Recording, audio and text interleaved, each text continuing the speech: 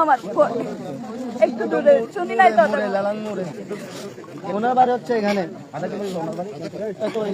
ওর বাড়ি এখানে এখানে এই সামনের গলিতে। তিনজন মোটরসাইকেল আরোহী এসেছেন, তাকে গুলি করা হয়েছে। আমরা রেস্ট্রিকশনের কারণে তার দেহটি দেখাতে, রক্তাক্ত দেহটি দেখাতে পাচ্ছি না। তার বাম দিকে অর্থাৎ মাথার যে বাম দিকে গুলি করা হয়েছে এবং এই 6 রাউন্ড গুলি ইতিমধ্যে তার পাশে পেয়েছে পুলিশ, তারা উদ্ধার করেছে। আপনাদেরকে আমি সরাসরি সেখান থেকে যুক্ত করেছি। প্রশাসন চেষ্টা করছেন আরো প্রাথমিক যে সুরতহাল সেটা নির্ণয় করার জন্য। এখানে ফটিকছড়ি থানার অফিসার ইনচার্জ সেলিম উদ্দিন এবং ওসি তদন্ত রফিকুল ইসলাম সহ তার সঙ্গে ফোর্স নিয়ে কিন্তু তারা এসেছেন। তারা লাশের একেবারেই পুঙ্খানুপুঙ্খানে কিন্তু সুরতহাল নির্ণয় করার চেষ্টা করছেন। জামাল যে নিহত হয়েছে তার ভাগিনের সাথে কথা বলছেন। কি ঘটনাটা কি জানেন? কিছু কয়টা ঘটনা? 7:10 আমি যাই না তো এগুলো শুনে আসছেন? শুনে আসছি। কি করে জামান? টাউনে একটা বিজনেস করে। টাউনে কোথায়? কিসের ব্যবসা করে? গানের। তাদেরকে আবার বলে রাখি, ফটিকছড়ি উপজেলার লেলাক ইউনিয়নের কালছন্ন দক্ষিণ ওই লেলাক ইউনিয়নের দিঘিরপাড় এলাকায় এই ঘটনা ঘটেছে আজ সন্ধ্যা 8টার দিকে। সম্ভবত দুর্বৃত্তের গুলিতে নিহত হয়েছে জামাল। তাকে সবাই শিবিরের জামাল হিসেবে ছিলেন।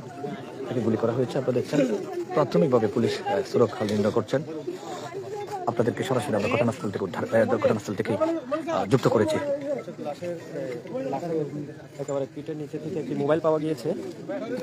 ধারণা করা হচ্ছে একেবারে পিঠের মধ্যে। এখানে হয়তো প্রত্যক্ষদর্শী কেউ ছিল না, তবে ধারণা করছেন কেউ কোন এলাকাবাসী আমাদেরকে বলছেন। তারা বলছেন যে মোটরসাইকেল যদি কেউ এসেছিলেন এমনটা বলছেন। তবে এইখান থেকে যেখানে ঘটনা ঘটেছে সেখান থেকে একটু হয়তো 300-400 গজের মধ্যেই জামালের বাড়ি। একেবারে বাড়ির পাশে এসে হত্যা করেছে এমনটা বলা যায়। তবে কি কারণে জামালকে হত্যা করা হয়েছে তার সঠিক তথ্য আমরা এখনো জানতে পারিনি। হয়তো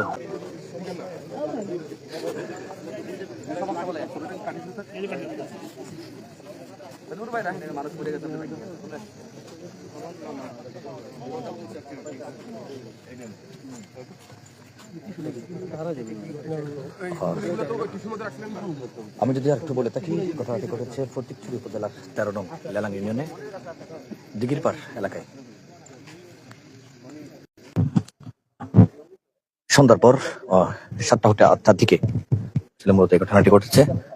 কি কারণে তাকে হত্যা করা হয়েছে তার এখনো কিন্তু যারা চাইনি পুলিশ প্রাথমিকভাবে সুরতহাল নির্ণয়